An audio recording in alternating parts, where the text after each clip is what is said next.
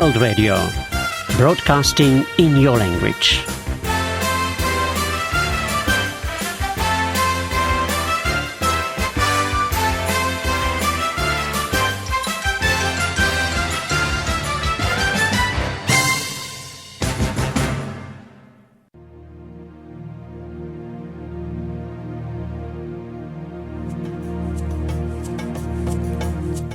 Welcome to the Swahili radio program on 6EBA FM, brought to you by the Australian African Aid. This program is brought to you live every Friday from 2:30 p.m. to 3:30 p.m. You can also find us on our Facebook page, which is 95.3 Swahili Radio, or our website, which is www.6eba.com.au. You can also reach us on our studio number, which is 9227-5953. And you're with me, Rachel. Thank you.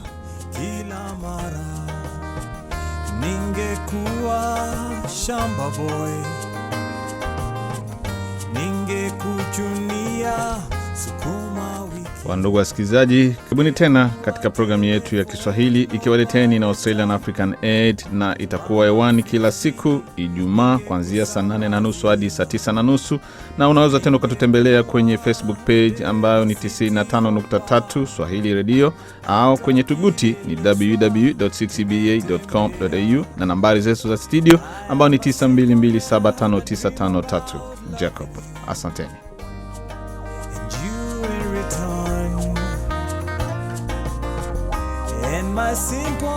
Na msikilizaji, kama kawaida leo ni Ijumaa na tuko pamoja hapa kwenye mezani ya 95.3 FM, and we do have a very special guest ambaye atatuambia ni nini ambacho huhitajika kama unataka kuanzisha biashara huku, na pia tuambie kuhusu kampuni yake ambaye ni Swell Service Company. Muendelee kuwa nasi na tuungane na venye tu mnajua, this is 95.3 FM. You can get us online on www.6eba.com.au.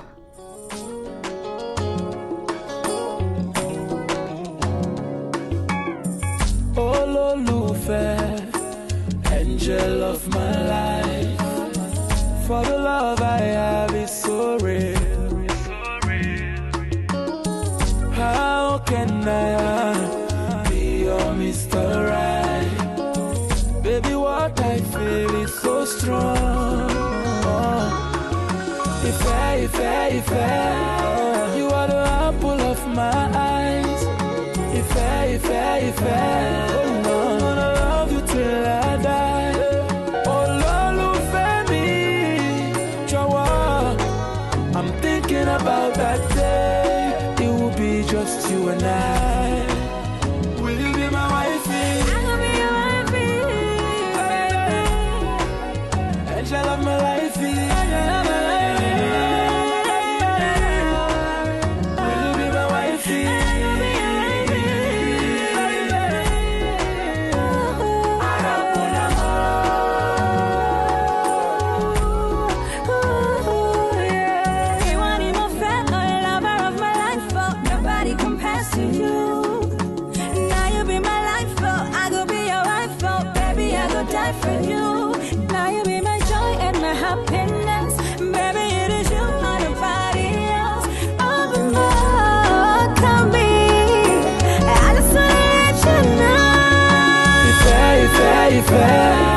You are the apple of my eyes.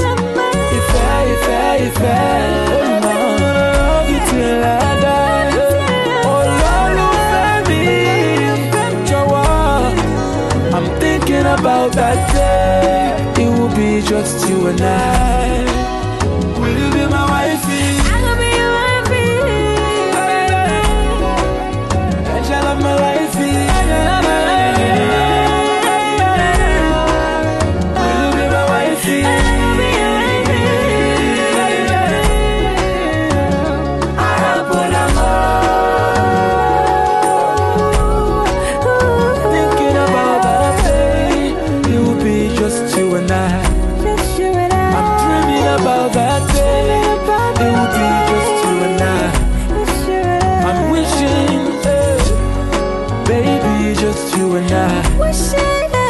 taking over the world, baby, just you and I.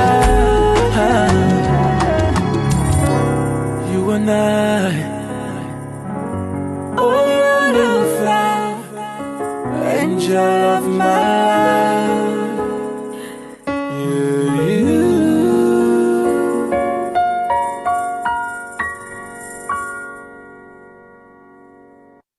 Na wasikilizaji, venye tumesikia hapo flavor anasema ololufe. And yes, we do have a very special guest, the founder of Swell Service Company. Yes, Mr. Dennis, habari yako? Salama kabisa, Rachel, habari yako? Niko salama. Thank you for being here. Thank you for having me. Yeah. And you are the founder of Swell Service. So when did you found this company? Swell Service nilianzisha last year, 2015. Came up with the idea around March of last year. I've got a background in IT and web development. So just one time I've got two little kids, and kuna siku moja mimi na bibi yangu tulikuwa we're just driving around, and we're just wondering, sometimes when you want to go out for dinner, you want to leave your kids with someone, what would be a faster way of getting, say, a nanny to take care of the kids. So it was initially just tailored to nannies, but as you can imagine, kuwa na nanny, you need a lot more you need, of course, certificate working with children. You need, top-notch police clearance. So, we expanded to other services to, you can have cleaning. So ukitaka, mtu aoshe nyumba for cheaper price, and, we use these guys ourselves. You book it on the website, and, handyman and services like that. So that's what Swell Service is in a nutshell. It's a free platform for, service providers. Kama wewe ni cleaner, unajaribu kuanzisha biashara, that's also a very good spot for you to post jobs, and rather to receive jobs that people in your area are posting. Yeah. So you were with your wife na mmeka tu hivi chini, you're like, you know what, tunahitaji nani. Yes. Lakini now having that platform where you can easily get access or a very quick response to get a nanny, was that the problem? That, and even just finding a nanny. Last week I was talking to a friend of mine who was saying, there are situations here. He's got this group for Kenyans in Perth, and basically he's saying that sometimes you need somebody to take care of your kids. There's people here, students, who don't mind doing that job, but how do you get in touch with these people? So if there's a platform like that, that's really helpful, and that's why we came up with this. So basically to help us, to help people sell your services. In the meantime, you're also improving your skills. So, you could be a plumber, for example, that you need to improve your skills. And of course, you probably have a full-time job, but you probably work part-time, or, you've got the weekends free. So for this, it's a place where you can make extra money. In the meantime, as you're starting, it's more like a side hustle thing. But I mean, we've got people that get jobs there and they work pretty much full-time. They get, they have, of course, other places where they can. So you're not obliged to actually accept a job, is what I'm saying. So if you're busy with other things, then you just don't respond to that. But then again, we've got so many service providers I will technically respond to. So I'll just ask this for the listeners. I'm sure they're thinking Swell is, a building and, written there Swell. So Swell, is it a website? Is it a company? Nini? Yes. Okay. Swell is a website. We've got our website, which is www.swellservice.com. And we are in the process, just about to finish developing an app. So there's no building. You just do everything on the website. we are purely a platform. We purely provide a platform for people to sell and receive services. Yeah. So we as Swell Service don't actually do the job ourselves. We do have reputable, I should say, service providers. I did mention that it's a side hustle where you're improving your skills. Having said that, we also want you to actually know what you are doing. Yeah. You don't want to register as a cleaner and yet you've never cleaned all your life. So it's also, because in that sense, the customers are not happy, you don't get good reviews, and it's not good. Yeah. Na mwasikilizaji mwendele kwa tu nasi na venye tu Dennis amesema, you can actually go right now. Yes, sahi. Type www.swellservice.com. Now, anything that you have, any question that you have, please reach us on 92275953. Mwendele kwa nasi. And the website again, www.swellservice.com.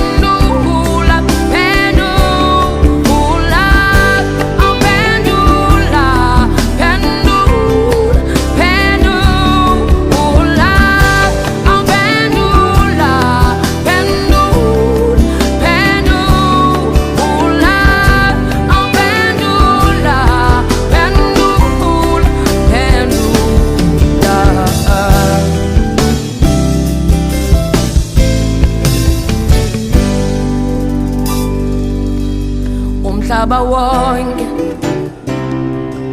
ujonge kuwe, inhlupeko yethu iyaziwa nguwe, anezifo zethu sobiliswa nguwe, onovuyo lwethu aluvela kuwe.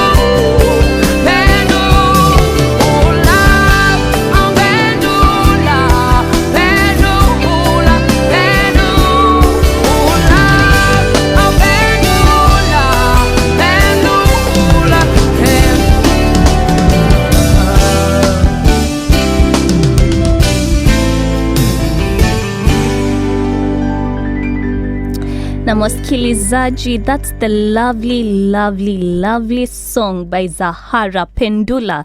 Na venye tu tulikuwa tunaongea about, Swell Service And Dennis, I wanted to ask, so umeongea juu ya nani, but what specific services are on your platform? Yes, we've got several services that you can list there. The most popular one at the moment is actually cleaning, handyman, and petty errands. Yeah. So that doesn't mean, we do get occasional electrician, plumbing jobs. So there's a whole list of, we've even just listed car washing recently. So mobile car detailers, basically, that they come to you, clean the car or whatever you agree with the person. So we've got quite a few services there. But yeah, like I said, cleaning and handyman are the most popular one. Yeah. So asikilizaji, kama unafanya cleaning or plumbing, car wash, you have a specific skill and you're wondering now the market, where that platform, what's the best platform to go and tell people, what, this is my name, this is my contact, let me know if you do need, a hairdresser or something. You can go to www.swellservice.com and you tell them, how do they register? Yeah, you register, and it's also, I guess, important to note that it's free to register, so we don't charge you to register. Yes. So basically, you have nothing to lose. Yeah. We do the marketing for you. We send the jobs to you. Yeah. So I guess some people might be asking, how do you make money? Now, we get a 10% commission only after the job has been completed and paid for.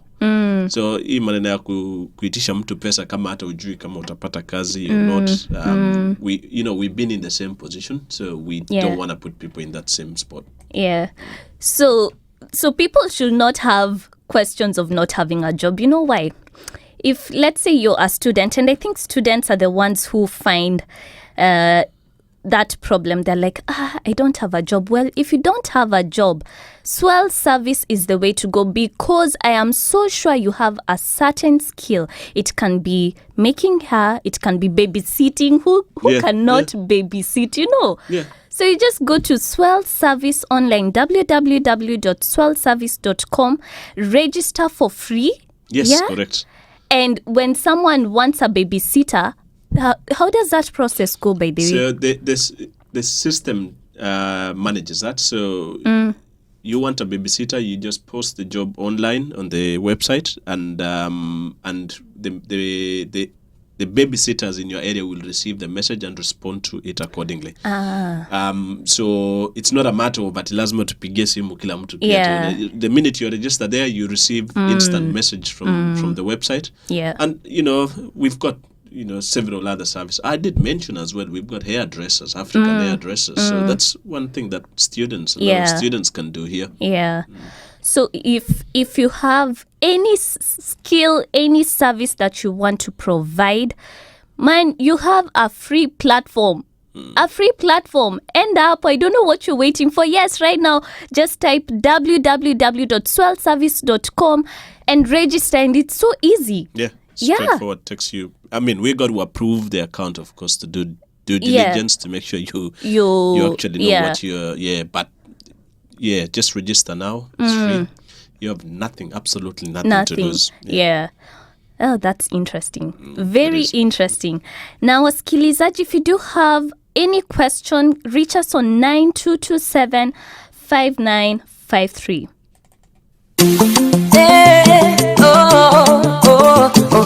Papa Sunday, kweli we ni Mungu. Yemi alade. Papa Sunday, kweli we ni Mungu. Kama una hasule lazima utulie, ujivunie, ubangaize. Bara ya kazi lazima utakite, uburudike, jiachilie. Ila usisahau si kwa nguvu zako, sema asante, kweli yeye ni Mungu. Tena si hatia spend your money, sema asante, kweli yeye ni Mungu. Hata ukikosa yeye, sema asante, kweli wewe ni Mungu. Na ukipata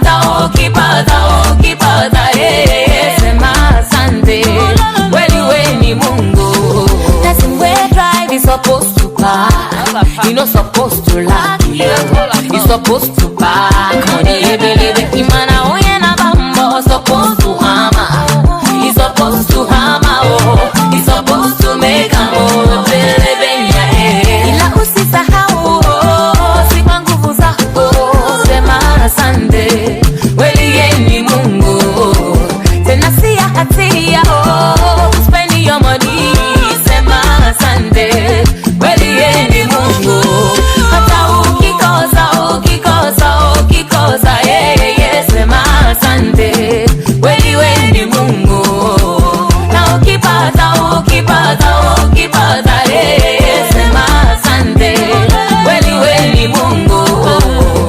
Pop rose, no more enemy, pop champagne, no more complaining. If you dey live for Kenya, oh, anywhere in Africa, oh, make you dey pop anything, 'cause I'm not popping guy.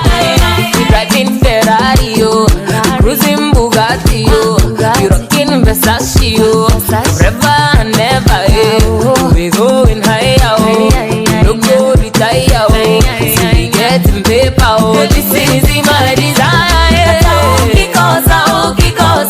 Ukikosa, sema asante. Weli weni Mungu, na ukipata, sema asante. Weli weni Mungu, hata ukikosa, sema asante. Weli weni Mungu, na ukipata, sema asante.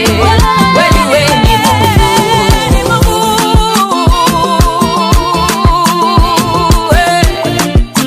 Piano on the mix. Get me all a day, a busy baby. Oh lo lo lo, merci beaucoup bien. From Jamaica to Kenya, said I need me a waffle. Wakwana. Sasa tuko na msichana mmoja mrembo kabisa kutoka Jamaica na kutafuta wewe wafula, si ujitokeze. Wafula.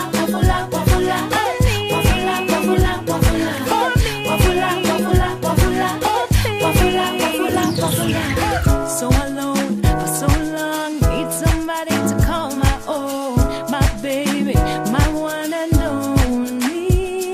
Oh, feel me lover, yeah, feel me king. I'm looking everywhere for him, yeah. He's got to be waiting somewhere for me. Tell me, where you there, where are you, my dream lover?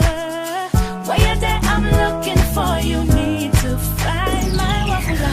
Wafula. I need wafula. Send me wafula. Oh, please. Wafula. Yeah. Wafula.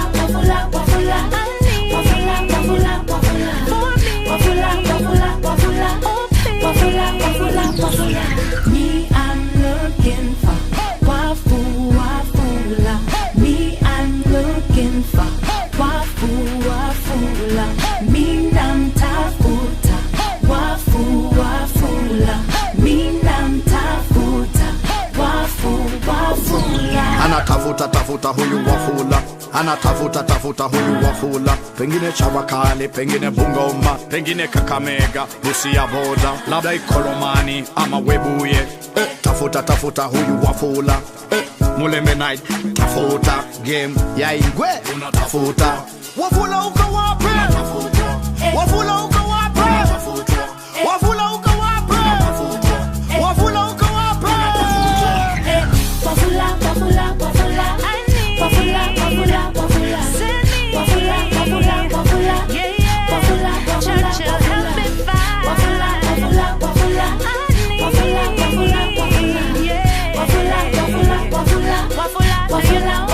wafula.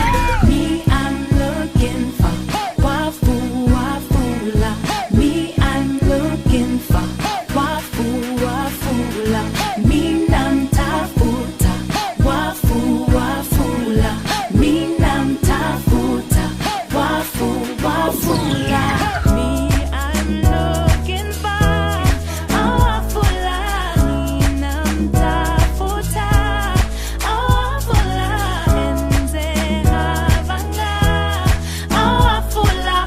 touch them and find a man that is mine. So listen to the chorus again one more time.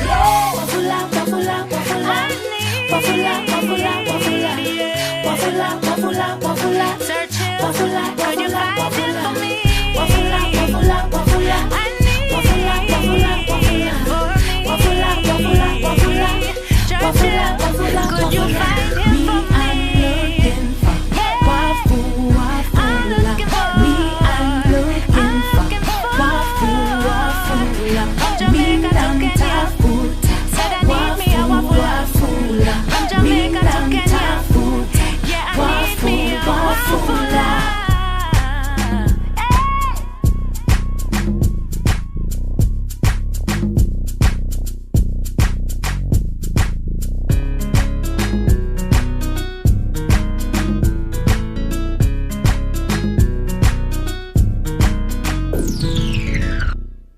Na msikilizaji, there is a lane happen. And Churchill, yes, wanasema Wafula. And we do have a comment from Robert Matano. Ambaye anasema creating a platform is the way to go. Yes. And I do have a question for you, Dennis. So, umekuwa kwenye, biashara here in Perth. So, labda kuna wengine ambao wanataka kuanzisha biashara, but they're wondering what are the requirements? Okay, so of course there are the legal requirements, which is it's as simple as you just need to get so it depends. If you just want a simple sole trader with a company name, you get an ABN from the tax office website, and then you just register the business name at the ASIC, Australian Securities something Commission. Once you do that, you're good to go. Of course, you need a bank account, business bank account. Of course, it's a better way to do separate your personal from your business. Look around. And again, that's the advantage of having these online platforms. There's a lot of websites out there like finder.com that you can just look for the cheapest credit cards, cheapest business accounts, because some of them you pay monthly fees, some of them you don't. So use some of these things. They are free online. Use them. Get the best deal out there for yourself. And so the legal requirements really is you just have to get an ABN, and you have to, depending on the industry as well. So like the taxi industry, you need to pay GST, so you need to register for that. If you don't need to, then, but those are the details that you have to look into. Yeah. But registering and starting a business is as simple as thinking of an idea that you're passionate about. Yeah. And I guess, doing something that you're passionate about is, hautaki pia nikaa uko kazi. Unataka kenye unaenda huko pia unafurahia kufanya hiyo kazi. Unaona?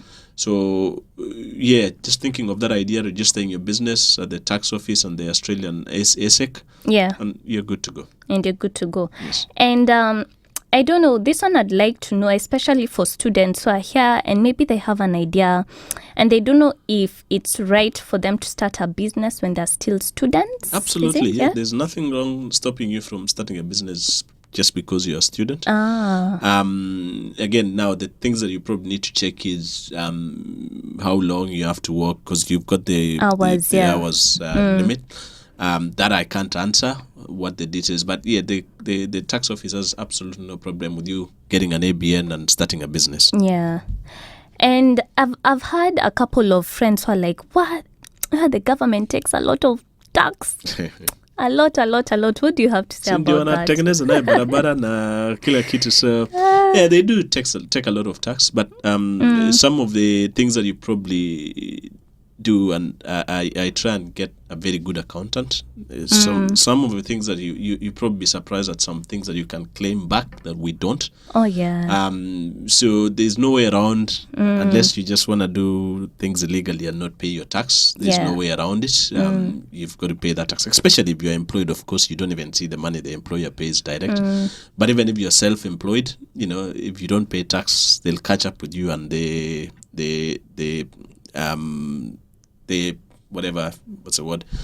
repercussions, I guess, would be, it's not worth it. So you'd rather just pay what you're meant to pay. And just look for an accountant. Unajua saa zingine tunafanya kazi, unaenda unafanya kazi yenye uelewi mwenyewe. It doesn't make sense sometimes. Yeah. Na wasikilizaji, we do have a call. Wacha tusikia ni nani. 95.3 FM. Hello. Hello. Yes, tunaongea na nani? Ni Cynthia. Hey Cynthia, sasa. Poa. Niambie, sema. Nilikuwa na swali kwa the guy in studio. Yes.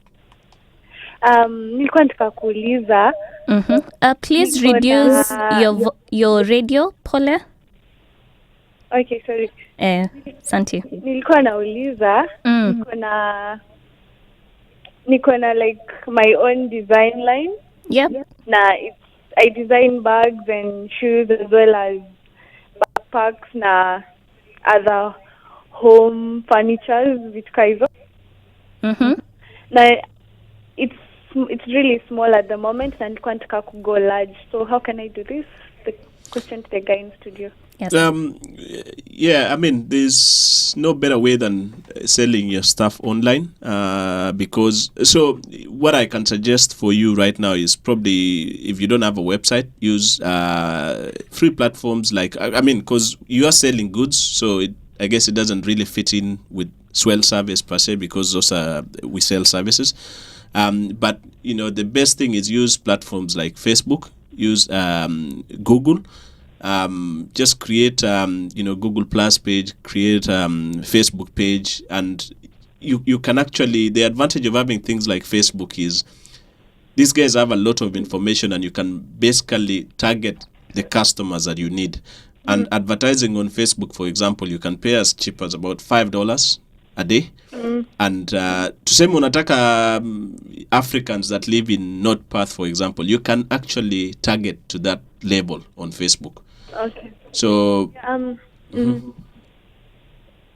Sema Cynthia. Oh yeah, nilikuwa nasema like the designs ni mostly Africans na sikuwa nataka like only Africans wabai, you know, it's like making Africa big in Australia or something like that before we go international or something. Yes, of course. But yeah, that's what I was saying. So you don't have to target the Africans. You can just make it and say, I'm just saying, say for example, you're targeting women. You can say women in WA, women in Australia. The other places you can actually sell your products is eBay. eBay is free. They take a small commission, but you know, you're exposing yourself to a bigger crowd rather than and of course, you know, letting your friends know. What's the name of your design line, by the way? At the moment it's Tico Africa. Tico Africa. I might just change Tico Shua na hiyo, yeah. Yeah. I've already made some things with the name Tico Africa. So, yes. Yeah. So Tico Africa, you just have to start a Facebook page called Tico Africa, for example. For example, I'm seeing Rachel here keeping in tabs with what's happening, people commenting on Facebook, on Instagram. Yeah. And, you know, that's the best way of getting people a message out there quicker. Yeah. And Cynthia, you can also... Sorry? Yeah, it's okay. You can also just send me an inbox on Facebook on 95.3 Swahili Radio, and I can also talk to you on a bigger platform where to sell your African goods, yeah? Yep. Yeah, but continue the great work. Asante sana. Yeah. Thank you so much. Yeah, it's good advice. Actually, I've been buying things on eBay, but jaifikiria kuuza vitu zangu quite online. Yeah. Yeah, imenifungua macho. So thank you so much. Asante sana. Thanks for calling. Okay. Bye.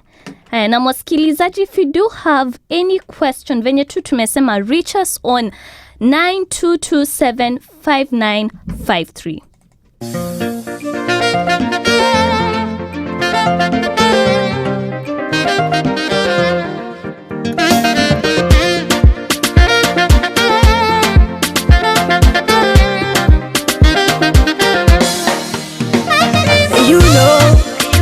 Sina ujanja kwako, maisha na kinywa baba kwako sisemi. And you know, macho yangu kwako jeuri sina baba kwako sihemi, wasije kuteka viwembe na miukaniacha kizembe, wakati we shamba mijembe. Kama upendo nyumba tujenge, takushonea shati kitenge, nigoli kwa mama situende. Imara baby, oh kabiwei nyakache. Imara baby, oh kabiwei nyakache. Oh baby, oh my sweet love, oh you're my sweet love, you're my sweet love. Sente number one, oh baby, you're my sweet love, you're my sweet love, baby, you're my sweet love. Sente number one, squeeze upendo karabai, zinga upepo situzimie mama, wakati ya fitina binadamu unajua wengi wala hai, sije kesho kanibia changama, kwenye uwezo sina nikabaki na ugua. Mangapi ulishazusha tuzonge, mangapi lengo ni nyanganye tonge. Oh mangapi nyanga kachinja na ng'ombe, kikwapi sivanga itutishili zombe. Kwanza piripiri na washia nini, siri siri yetu na mimi, wili wili hivi wana nini binadamu bwana. Piripiri na washia nini, siri siri yetu na mimi, wili wili hivi wana nini binadamu bwana. Oh you're my sweet love, you're my sweet love. Sati number one, oh baby you're my sweet love. Tana number moja, sweet love. Mbili mpaka moja, sweet love. Sati number moja.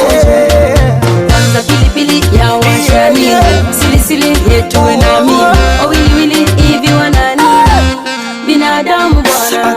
Piripiri na washia nini, siri siri yetu na mimi, hivi wana nini binadamu bwana. Kwanza pilipili ya washani, sili sili yetu na mimi, oh wili wili hivi wana nini binadamu bwana.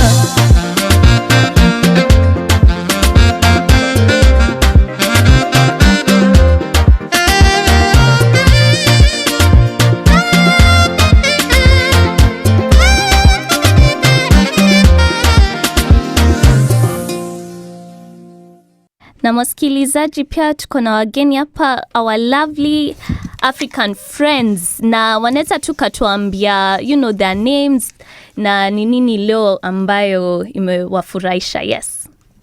Okay, kwa majina yangu ninaitwa Bulimwengu Pierre Fundi. Na ni mwenyeji wa, labda niseme ni raia wa DRC Congo. Na nimejisikia furaha kuwepo mahali hapa kwa siku ya leo. Asante sana. And yes, mimi ni mzee Lulinda. Lulinda Gerard Elongolongo. Nafurahi kufika hapa, nafika hapa mara na mara. Tunafika kuangalia namna gani mnachapa kazi hapa.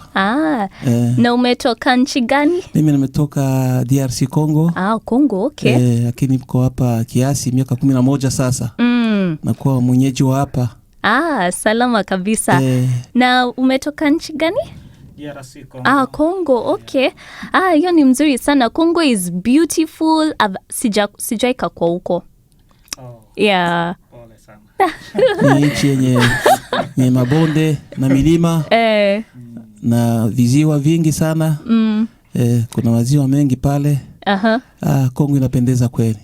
Asanteni sana kwa nasi, na wasikilizaji mjua mnaweza kwa nasi na pia mnaweza tuma salamu kwa 9227 5953.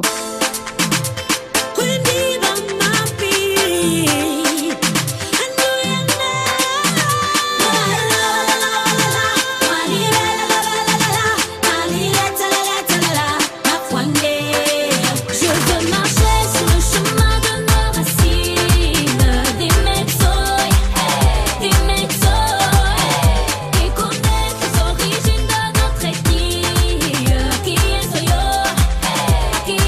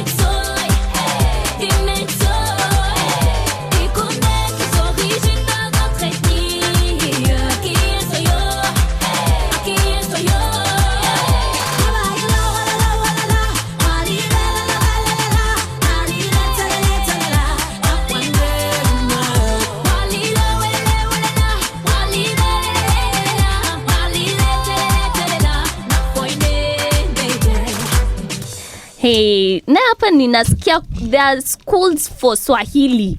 Si ndio unaniambia hiyo mali ya pa kufunza Swahili ni wapi? Tunafunza Swahili, tuna center mbili. Moja iko pale Fremantle.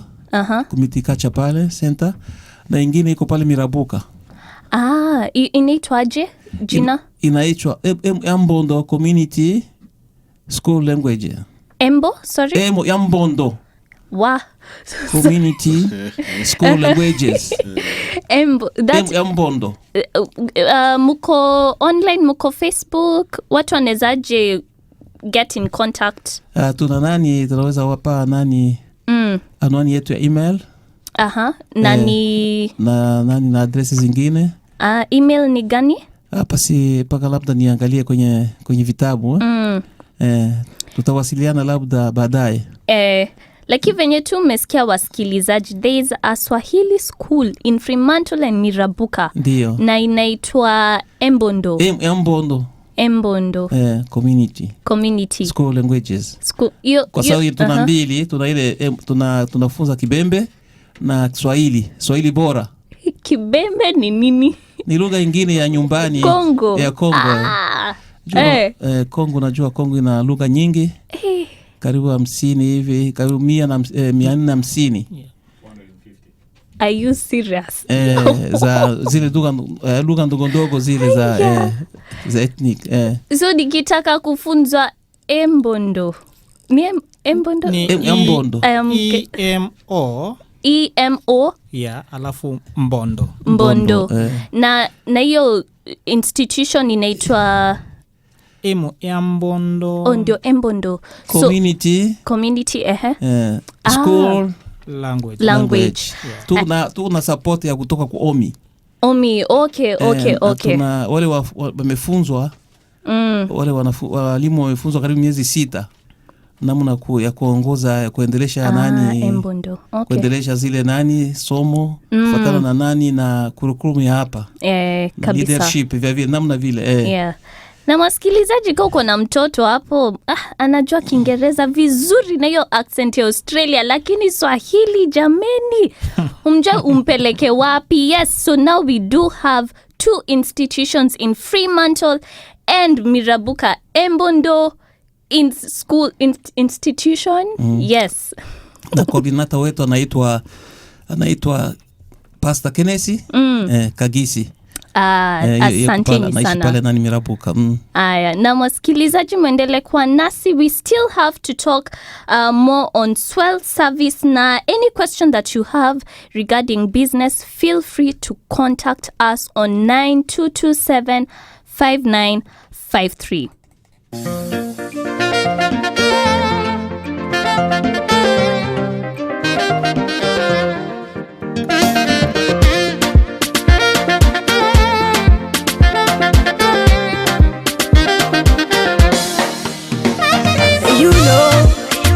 Sina ujanja kwako, maisha na kinywa baba, kwako sisemi. And you know, macho yangu kwako, jeuri sina baba, kwako sihemi. Wasije kuteka viwembe, na miukaniacha kizembe, wakati we shamba mijembe. Kama upendo nyumba tujenge, takushonea shati kitenge, nigoli kwa mama situende. Imara baby, kabiwe nyakache. Imara baby, kabiwe nyakache. Oh baby, my sweet love. Oh you're my sweet love. You're my sweet love. Say number one. Oh baby, you're my sweet love. You're my sweet love. Baby, you're my sweet love. Say number one. Squeeze upendo karabai, zinga upepo situzimie mama, wakati ya fitina binadamu unajua, wengi wala hai, sije kesho kanibia changama, kwenye uwezo sina, nikabaki na ugua. Mangapi ulishazusha tuzonge, mangapi lengo ninyang'anye tonge. Oh mangapi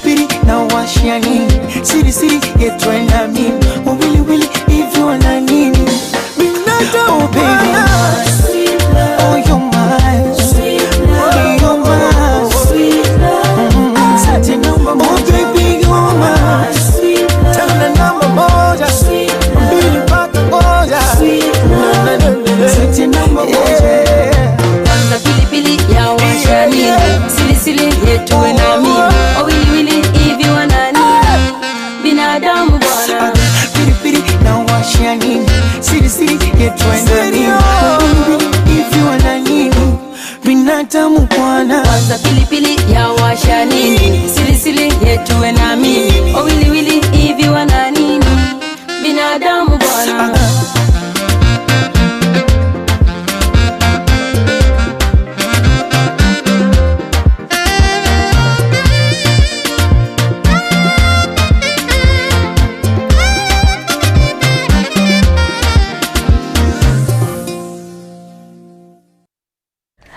Na wasikilizaji tu venye tuko pamoja hapa, if you have any question, reach us on 92275953.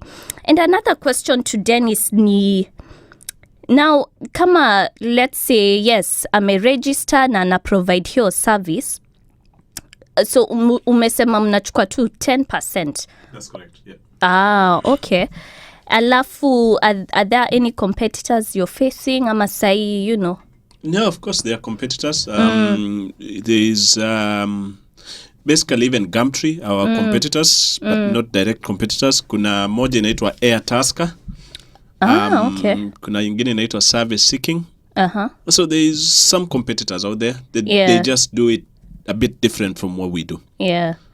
And nini ungependa kuambia wale wote ambao, you know, you have this feeling you want to start a business but you're lazy. I don't know if you get that feeling. Unataka kuanzisha luko, you know what, lo namka nafanya hii, then after some time you're like not to be a prophet of doom, but you know, there are some statistics that I shared the other day, and you know, for example, there's one that said more than half of the Australian CEOs believe that they will cut jobs this year, 2016. You know, the world is in about $200 trillion debt. So, you know, that's also something to show that things are not as rosy they were, and especially in Australia, Western Australia, Sabia, the mining boom. So it doesn't hurt to actually have a side hustle. You could be working full time, have something going on the side. Come on, you know, the lady that called before selling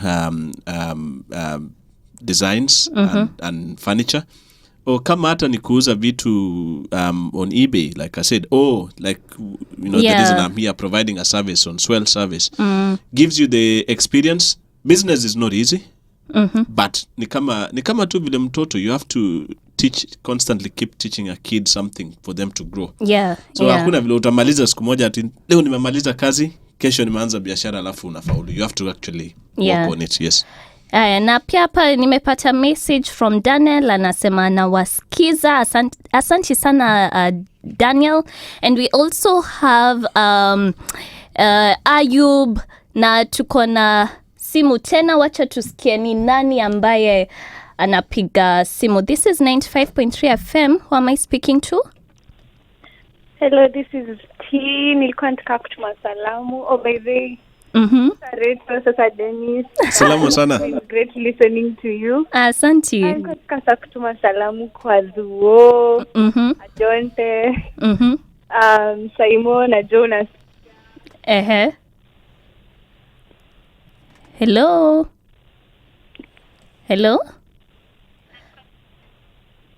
Na mwasikilizaji, sijui ni nini ambacho kenye kimefanyika, lakini tumekusikia, na ningependa sana tu kucheza hapa wimbo from the at the band, na that goes for T, na muendelee kuwa nasi.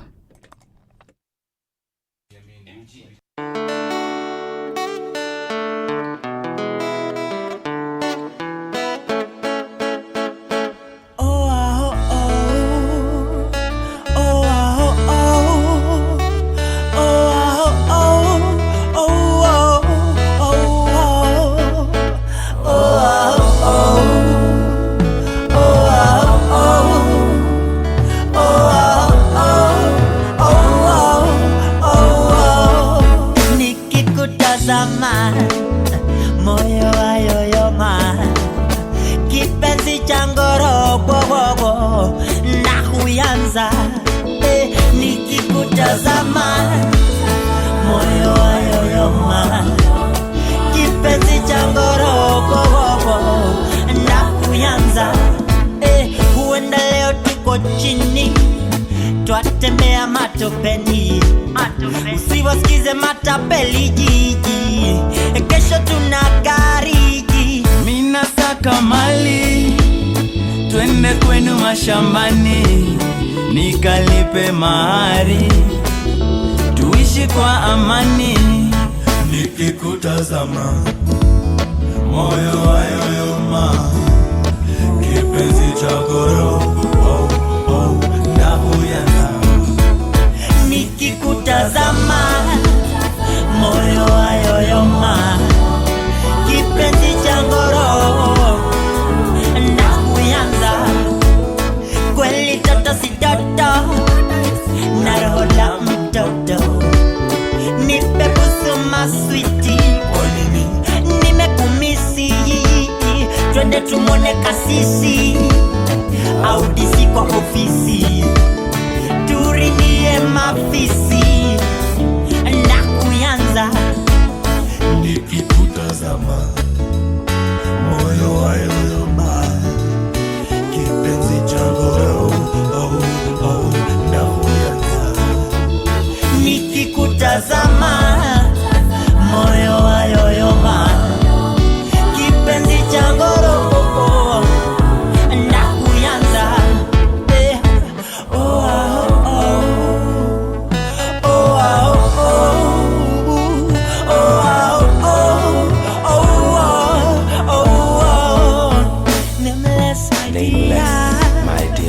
Mpenzi sinzia, penzi langu sinzia, nakuyanza.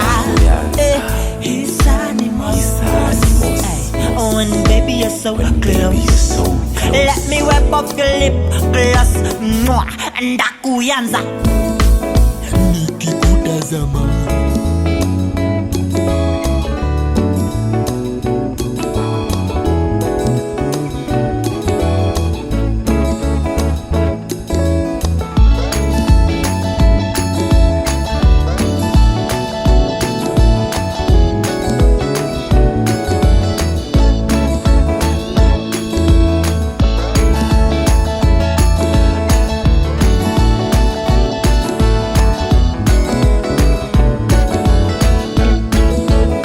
Nikikutazama moyo wayoyoma, kipenzi changu roho nakuyanza.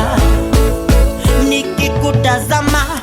Hey, and that goes to Tarus. Hapa anasema naipenda. Well, Tarus, thank you very much. And yes, Dennis, ni nini ambacho ungependa kuambia watu, as we are coming to the close? Yeah, I think it's important that we actually do support each other. So, for example, personally, I use an African, a Kenyan doctor. I've got a Nigerian accountant. And for me, I think it's important. We only help, we do that. We help each other financially, but we also help each other grow our skills. Yeah. Unaenda unanunua kutoka watu wengine, and then you're wondering why your people are not growing. That's because you're actually empowering others rather than yourself. Yeah. For the youth, I guess there's actually a group of guys that I know. I've started a group called Dare to Dream, and check them out on Facebook, and they help each other actually grow as well. And I believe they actually do get a sponsorship from the government. So we need more of such things. But yeah, more importantly, as I was talking to the guys, the Swahili school guys, and I said, look, I've also got a child, and I'd love for him to go to that school. And yeah, why not? Yeah. And vice versa. They've also said they actually say they're going to register on Swell Service as well. So if you need those services one-on-one, you can book that on Swell Service as well. Service, yes. Na kama unashindwa, what's the website? Tovuti ni gani? It's www.swellservice.com. And can they reach you on Facebook? They can reach us on Facebook. It's also just look for Swell Service on Facebook. Yep. We of course on Twitter. We're on Instagram. We're in technology field, so we've got to be in all these things. Yes, correct. Well, thank you very much, Dennis, for being with us. And I'm so sure, guys, I've learned so much. Yeah. Thank you for having me. Yes. Asanteni sana. Karibu sana. Na mkumbuke, you can reach us every Friday from 2:30 p.m. to 3:30 p.m. And also on our Facebook, which is 95.3 FM Swahili Radio Moena Wiki Njema. And thank you for tuning in. Baby, come in on me yard. Let me show you how me want treat you from the start. Remember that? So let me take you to a country that me call the yard. Down in East Africa, Kingston, girl, won't you come take a walk with me? Yeah. Kingston, girl, won't you come take a walk with me? Nikupeleke hadi Kenya. Come back home. Nikupeleke hadi Kenya. Come back home. You don't need to think twice about it. No need to think twice, think twice. There's a first time for everything. First time for everything. Trust my words when I say I'ma treat you like royalty. Let me take you to the motherland. Let me treat you like a queen.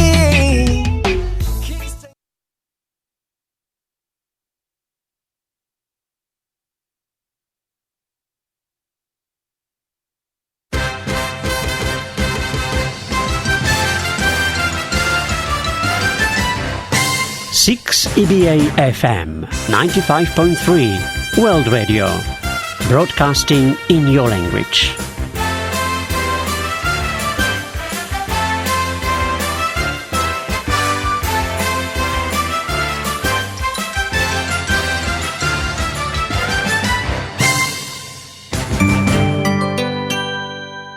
Do you know that 1 in 5 Australian children will be sexually assaulted before their 18th birthday? 59,000 children are sexually assaulted in Australia each year. In 95% of cases, the offender is known to the child and is a relative or a trusted friend. Only 5% of child sexual assault cases are strange danger. These alarming statistics show that we need to do something about this issue. I will be speaking with Brave Hearts founder and Executive Director Hetty Johnson about this upcoming event, White Balloon Day. Welcome to the Scope, Hetty. Tell us a bit about your organisation, Brave Hearts. What do you do? Thank you. Brave Hearts was founded back in 1996 as an organisation dedicated to the issue of child sexual assault. At that time, there was no other organisation in the country that dealt with this issue specifically and holistically, which I found out when our then 7-year-old daughter disclosed having been sexually assaulted. I couldn't find any help anywhere. So after our offender went to court and our matter was dealt with and we got all the counselling and everything we needed, my husband and I decided that with the horrible statistics of 1 in 5 children being sexually assaulted, it was time to start an organisation and time to actually deal with this issue and get some help and support out to those families right across the country. So that's what we did, and that's how Brave Hearts was founded. And and we continue to this day, focusing on education and prevention activities and research and lobbying, legislative reform, everything surrounding the issue of child sexual assault. And 1 in 5 children will be sexually assaulted before their 18th birthday. It is such a strong statement and very disturbing to hear. Can you elaborate on this for our listeners? Yes, quite often when we say, 1 in 5 Australian children, people just shake their heads and think we're exaggerating and, well, where did you get that number from? And that's ridiculous. That can't be right. But the statistics are actually federal government statistics.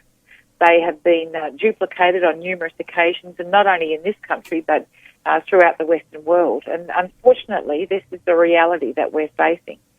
So in Australia, that means 59,000 children every year will be sexually assaulted in some way, from the most horrific of event to perhaps what you would consider to be a lesser event.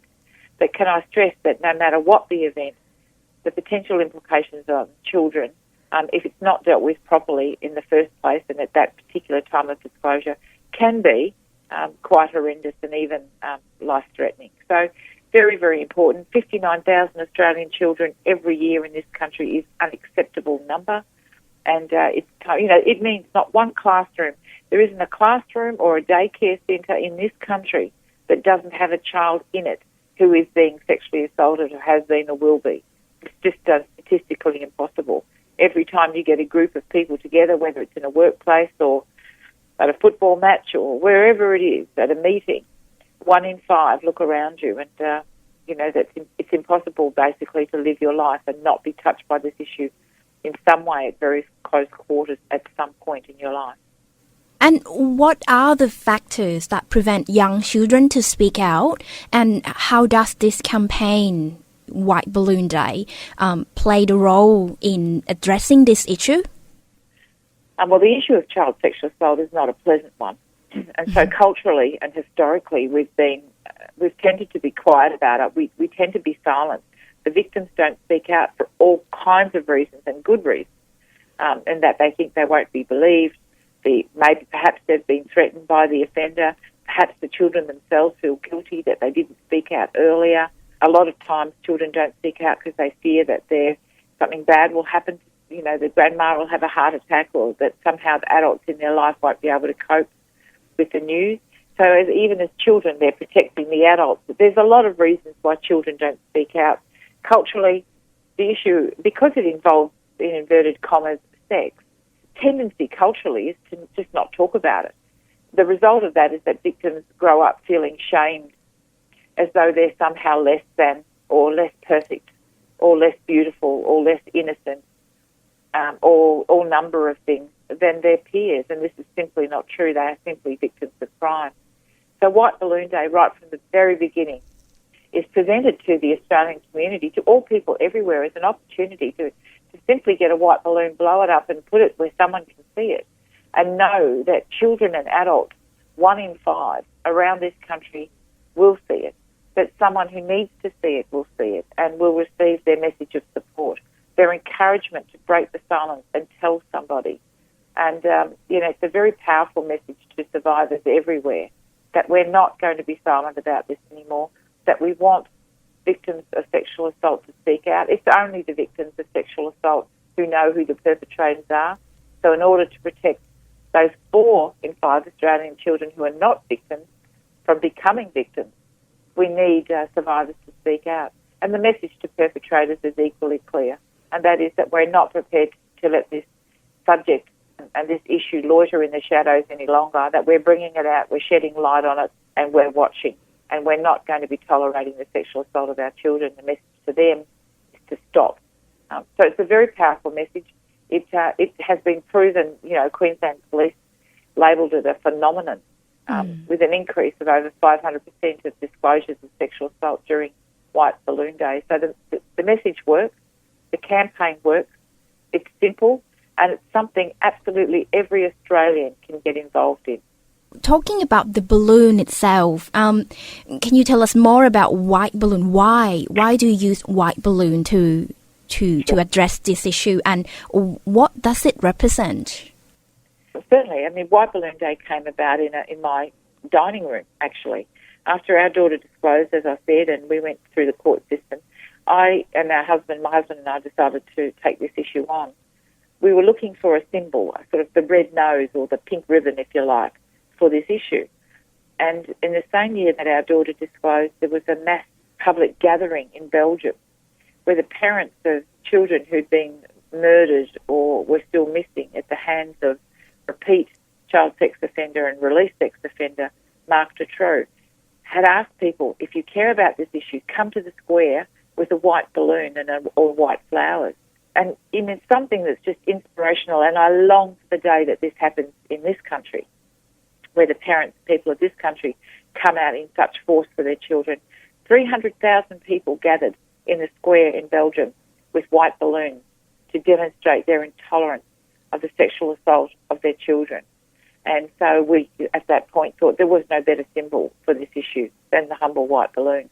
And as I say, we hope and pray for a day in this country when every household flies a white balloon and people gather in such numbers to finally put a hand out in support of these children and protect them and make them important. That is a very powerful symbol indeed. You set a target to raise $500,000. Where will the money go to? All the money that Bravehearts raises goes toward, paying the wages for the people that are working with these children, basically. So it goes directly to the kids, goes directly to their counselling, to education, to awareness programs, everything at all. I mean, our headquarters on the Gold Coast, $1.4 million worth, is totally donated. The cash goes to the children.